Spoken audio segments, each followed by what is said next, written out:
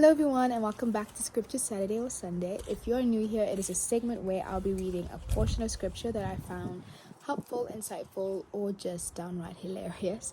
And last week was a pretty funny one. This week is kind of a helpful, insightful one. As you can see, I am basically in paradise right now. I am at my godmother's place and it is such a sanctuary of rest and hope. Especially when I'm in the season of transition and healing and restoration and all those words. And healing is sometimes very messy. Yeah, let me just preface that healing is very messy. And to dig up stuff that have been in my heart, and you're like, Kai, Gandhi, that's still lingering on the inside, right? Or grappling with boundaries and guilt and condemnation for setting boundaries and all these different things. Nevertheless, I needed the scripture today. I really did. Today's scripture is from Matthew 11 from verse 25 until verse 30. Then Jesus exclaimed, "Father, thank you, for you are Lord, the supreme ruler over heaven and earth. And you have hidden the great revelation of your authority from those who are proud and wise in their own eyes.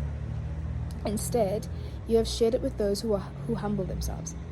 Yes, Father, your plan delights your heart, as you've chosen this way to extend your kingdom by giving it to those who have become like trusting children. You have entrusted me with all that you are and all that you have. No one fully and intimately knows the Son except the Father, and no one fully and intimately knows the Father except the Son. But the Son is able to unveil the Father to anyone he chooses. Are you weary, carrying a heavy burden? Then come to me. I will refresh your life, for I am your oasis. Simply join your life with mine. Learn my ways, and you'll discover that I am gentle, humble, easy to please. You will find refreshment and rest in me. For all that I require of you will be pleasant and easy to bear."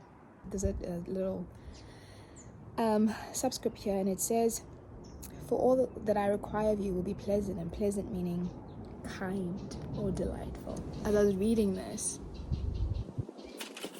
yeah, it made me a tiny little bit emotional, just because of just some of the things that I have said.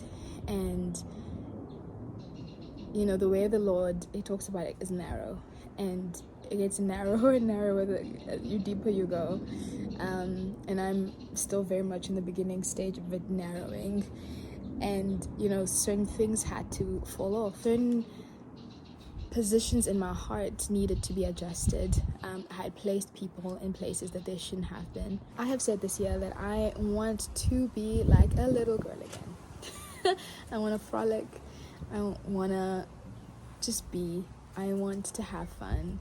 I feel like I take life a little bit too seriously at times. Even though I love playfulness, I take life a little bit too seriously. And I just want to enjoy and have fun and be silly and goofy and all the things. And not just for the sake of like, I want to be carefree. It's not necessarily that.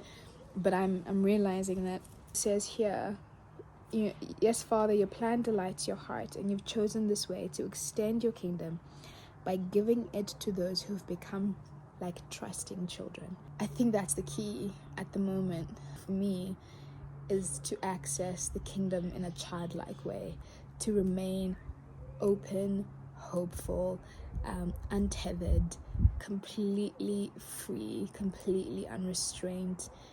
I mean, kids are not completely unrestrained. The parents are there to guide. But in that sense, you know what I mean? To go and to have space to run and to be and to live in a space of wonder and in awe, constantly being like, oh my word, you know? And I think that's what it looks like to be joined to Jesus. Is this, for me, to be in a space of childlikeness, to know that I am cared for, loved, protected, seen. The boundaries will fall in pleasant places, and I can just run, you know, that I can just, why is he getting me emocionales? That I can just run, because I know that I'm safe. I'm safe enough to just do what I need to do and just be, you know, because my Father has set the boundaries for me, and he will be the one to be like, love you a little bit far, come back in, or yeah, run, that's it, go, and him cheering and him guiding. And I think the scripture is so important to me, because sometimes when you're in seasons of transition, sometimes when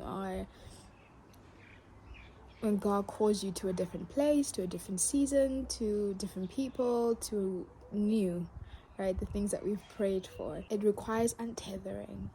And untethering looks like being childlike again. It requires demobilizing and destabilizing and dethroning idols in our hearts. And when I find myself feeling like, oh, this is feeling burdensome, this is feeling wearisome, this is feeling like I am tired, and the anxiety is coming all the way up here, then that should be like a heart check of me, of being like, okay, I'm not in my wonder state. I'm not in this state of trusting the Lord. I'm being like a child, and being like, my Father will take care of me because he loves me, because he adores me. My Father will correct me if I'm not walking in the right space, and he will do so in love. My Father will provide for me. I don't have to worry about A, B, C, D, F, and G. I'm not saying that I shouldn't be good stewards, but I shouldn't worry about certain things, because my Father will provide that for me, and he loves to do it. If I'm starting to feel like guningi and it's a lot, and it's feeling burdensome, then I have to be like, okay, there's something else that is not only just vying for my attention and my affection, but is also become a source for me in some place.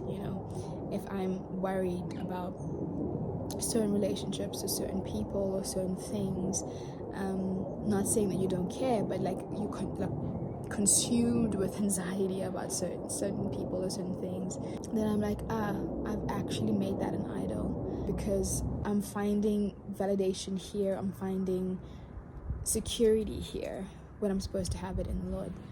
And when the Lord's calling me to a place of complete dependence, complete leaning on him, complete reliance on him, and I'm finding it burdensome to do that, it's because I have had another source in which now I have to let go of. And that's painful to let go of, because now you're like, but that's been the one thing that's supplying my needs right now. Like, what do you mean? And he's like, I am the way, the truth, and the life. I am the source of all things. And it's like, yeah, it's kind of my two thoughts. Kind of in a more of the vulnerable, awkward side. But I hope that this scripture Saturday or Sunday has helped you in some way. Let me know your thoughts on Matthew 11 from verse 25. What stood out to you when you read it? Like, what stands out to you? Let me know. Anyway, have a great day. Be blessed. Much love.